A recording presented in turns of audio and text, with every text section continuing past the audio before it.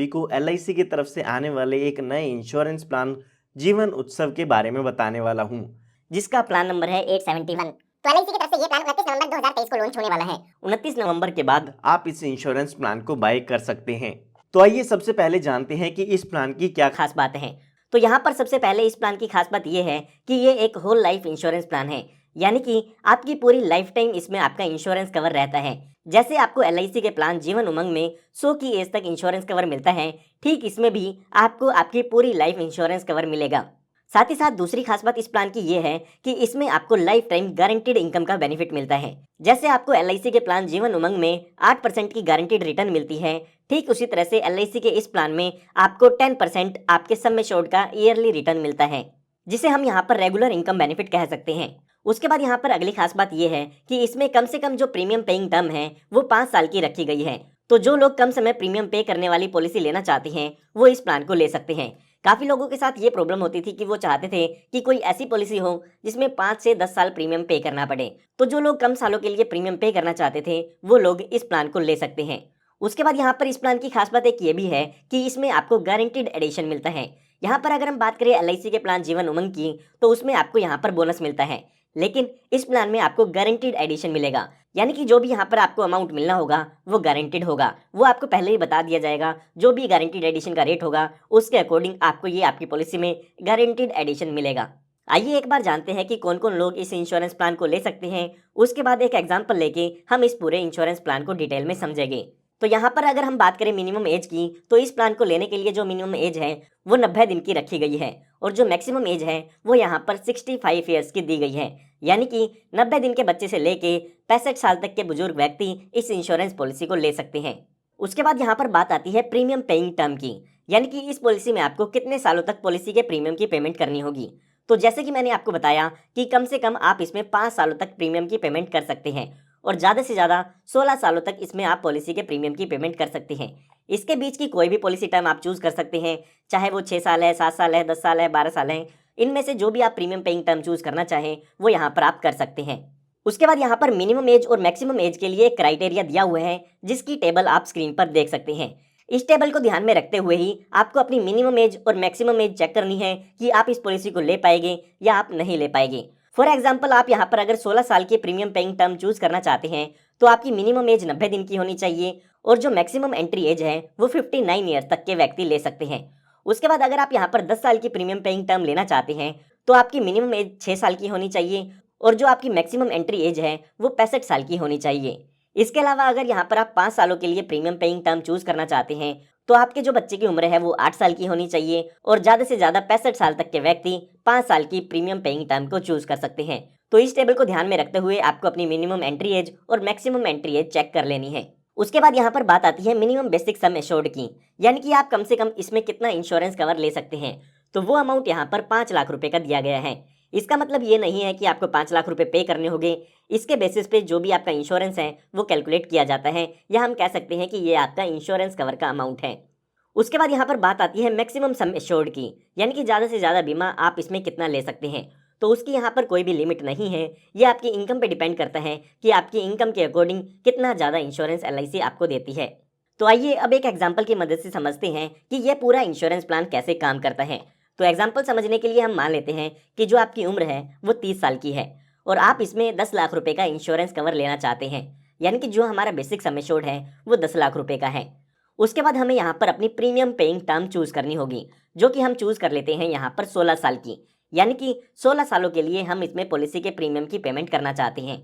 अगर आप यहाँ पर कम सालों के लिए प्रीमियम पे करना चाहते हैं तो कम प्रीमियम पेइंग टर्म चूज कर सकते हैं, उसमें आपको यहाँ पर ज़्यादा प्रीमियम पे करना होगा।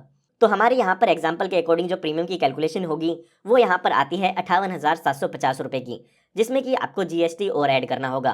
तो ये जो प्रीमियम है वो आपको ईयरली पे करना होगा। अगर आप इसको क्वार्टरली पे करना चाहे, 6 मंथ में पे करना चाहे, या मंथली पे करना चाहे तो वो भी कर सकते हैं। ये मैंने जो प्रीमियम का अमाउंट बताया है वो आपको ईयरली बताया है। तो ये जो प्रीमियम है वो आपको आने वाले 16 सालों तक पे करना होगा, क्योंकि जो हमारी प्रीमियम पेइंग टर्म है वो यहाँ पर 16 साल की है। उसके बाद यहाँ पर आपको 2 सालों के लिए वेट करना होगा, क्योंकि यहाँ पर एक डेफरमेंट पीरियड दिया गया है। उसके बाद जब आपकी पॉलिसी का 19th ईयर होगा उस टाइम पर यहाँ पर आपको इस पॉलिसी के बेनिफिट मिलना शुरू होंगे। तो यहाँ पर जब आपकी पॉलिसी का 19th ईयर होगा उस टाइम ही आपको जो सर्वाइवल बेनिफिट है या इस पॉलिसी के इनकम बेनिफिट है वो यहाँ पर मिलना शुरू हो गए। अब ये 19th ईयर कहाँ से आया है, आइए उसकी भी जानकारी ले लेते हैं। तो यहाँ पर LIC की तरफ से एक सर्वाइवल बेनिफिट शेड्यूल दिया गया है जो कि आप स्क्रीन पर देख सकते हैं। तो यहाँ पर आप साफ साफ देख सकते हैं कि अगर आपने 16 साल की प्रीमियम पेइंग टर्म चूज की है तो आपकी जो इनकम बेनिफिट है वो 19th ईयर से शुरू होते हैं।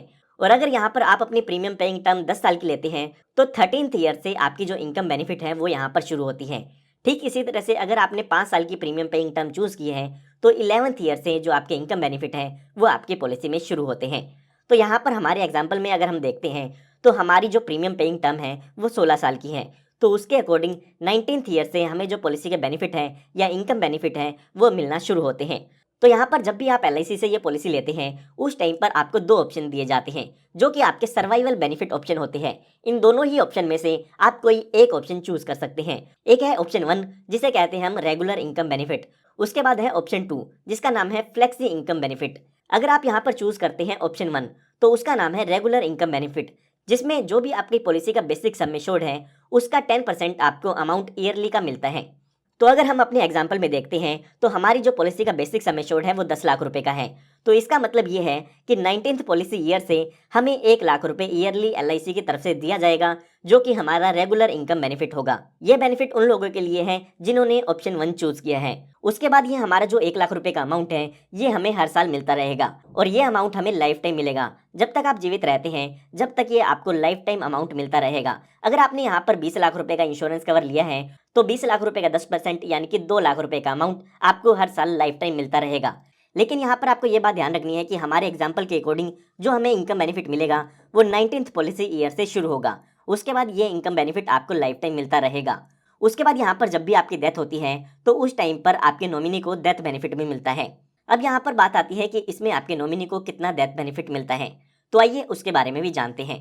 तो एग्जाम्पल के लिए हम मान लेते हैं कि जब पॉलिसी का 26th ईयर होता है तो उस टाइम में जो पॉलिसी होल्डर है उसकी डेथ हो जाती है।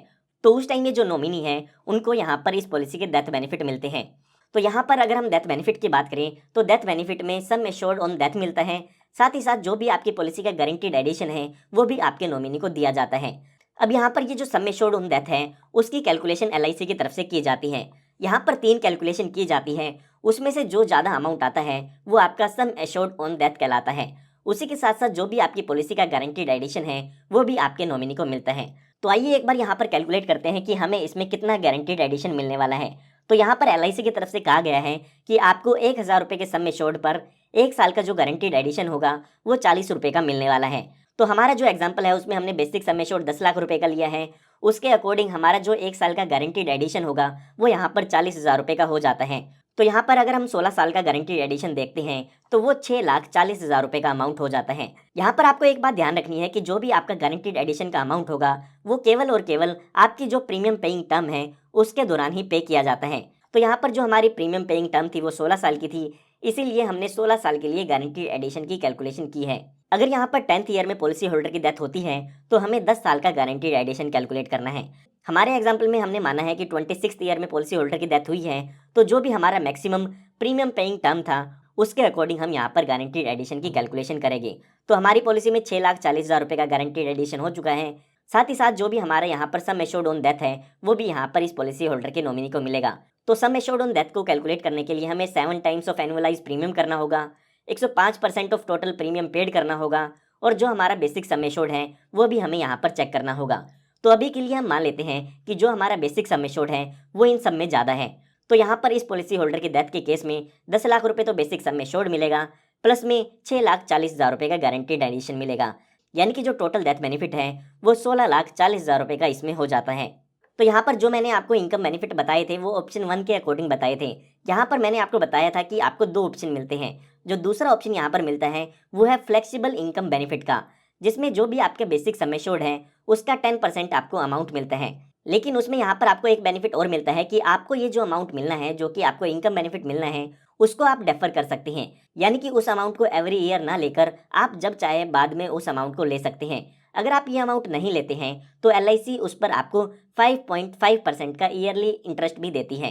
तो अगर आपको ये इनकम बेनिफिट एवरी ईयर नहीं चाहते हैं तो आपको ऑप्शन 2 चूज करना चाहिए, जिसमें जो आपका बैलेंस अमाउंट है उस पर आपको इंटरेस्ट मिलेगा और उसके बाद यहाँ पर जब भी आपको वो पैसा चाहिए होगा उसका कुछ परसेंट अमाउंट आप एप्लीकेशन दे के विड्रॉ कर सकते हैं।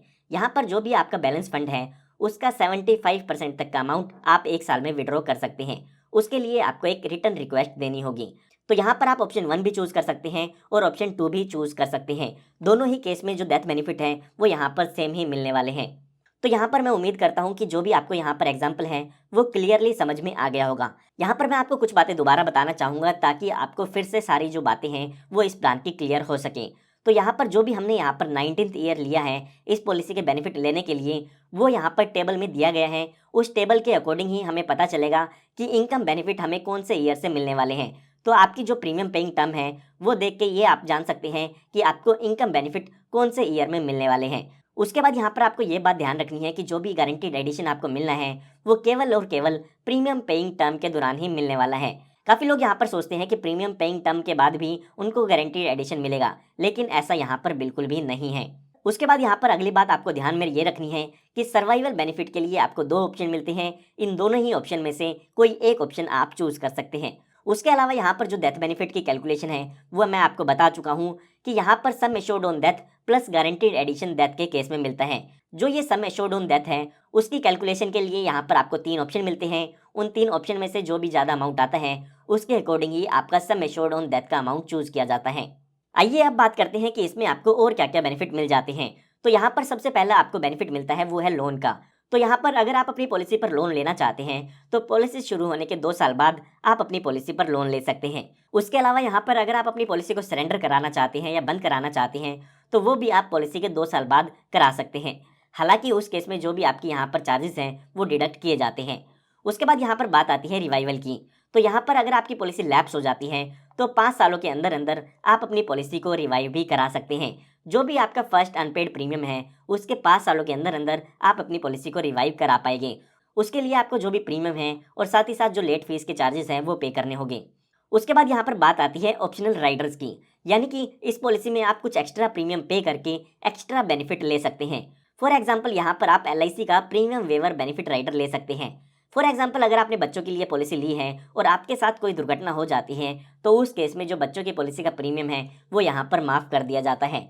तो इस तरह के और भी काफ़ी राइडर्स हैं जो इस पॉलिसी में अवेलेबल हैं, जैसे कि LIC का premium waiver benefit rider, LIC का क्रिटिकल इलनेस राइडर, LIC का new term assurance rider, LIC का accidental death and disability benefit rider या फिर LIC का एक्सीडेंटल बेनिफिट राइडर। तो इन राइडर्स को अगर आप लेना चाहते हैं तो एक्स्ट्रा प्रीमियम पे करके अपनी पॉलिसी में ऐड करा सकते हैं। उसके बाद यहाँ पर अगर आप प्रीमियम के रेट्स चेक करना चाहते हैं तो उसकी टेबल्स भी आपको यहाँ पर स्क्रीन पर दिख जाएगी।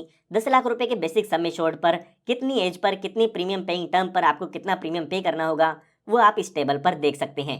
उसके बाद यहाँ पर बात आती है मोड ऑफ प्रीमियम की। तो यहाँ पर इस पॉलिसी का जो प्रीमियम है उसको आप मंथली पे कर सकते हैं, क्वार्टरली पे कर सकते हैं, हाफ ईयरली पे कर सकते हैं या ईयरली भी पे कर सकते हैं। जो भी प्रीमियम पेमेंट मोड आप चूज करना चाहें उसके अकॉर्डिंग यहाँ पर आपको प्रीमियम पे करना होगा। उसके बाद यहाँ पर बात आती है मैच्योरिटी बेनिफिट की। तो काफ़ी लोगों के मन में यह ख्याल जरूर आया होगा कि इस पॉलिसी में कोई भी मैच्योरिटी बेनिफिट नहीं है। तो यहाँ पर इस पॉलिसी में आपको कोई भी मैच्योरिटी बेनिफिट नहीं मिलता है। आप यहाँ पर इस पॉलिसी का सर्कुलर देखते हैं तो उसमें लिखा गया है maturity benefit is not available under this plan. तो इसमें आपको केवल और केवल इनकम बेनिफिट या सर्वाइवल बेनिफिट मिलते हैं। उसके साथ साथ अगर पॉलिसी होल्डर की डेथ भी होती है तो यहाँ पर डेथ बेनिफिट भी दिए गए हैं, लेकिन इस पॉलिसी में आपको कोई भी मैच्योरिटी वैल्यू नहीं मिलती है। तो यहाँ पर मैं उम्मीद करता हूँ आपको इस प्लान की पूरी इन्फॉर्मेशन मिल गई होगी। फिर भी अगर आपको कोई डाउट है तो वो आप मुझसे कमेंट में पूछ सकते हैं। उम्मीद करता हूँ आपको ये इन्फॉर्मेशन काफ़ी पसंद आई होगी। अगर आपको ये इन्फॉर्मेशन पसंद आई है तो इस वीडियो को लाइक ज़रूर कीजिएगा। साथ ही साथ आप इस चैनल को सब्सक्राइब कर सकते हैं क्योंकि इस तरह की लेटेस्ट वीडियोज़ मैं आप सभी के लिए लाता रहता हूँ। धन्यवाद।